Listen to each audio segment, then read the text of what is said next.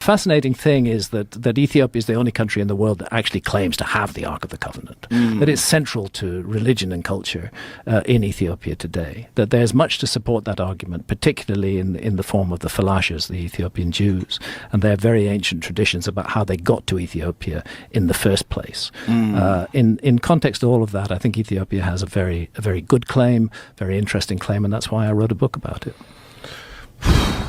That one to me is just like, we know where it is. Yeah. That one to me is so crazy that someone is keeping that information from the rest of the humans. Yeah. Because if we found out the Ark of the Covenant was in fact a real object and we know where it is and it does match the description in the Bible, that kind of changes everything. Now all of a sudden the Bible is not just stories and myths. The Bible is some sort of a historical record. Yeah. Well, let's not forget that one of the world's best known flood myths also comes from the Bible, Right. which is the flood of Noah. Right. Which again is part of this worldwide tradition of which I am absolutely convinced Atlantis should be understood as a part of that worldwide tradition of a global flood and the loss of a former civilization. And again, it's one of the reasons why I've done the work I've done over these years.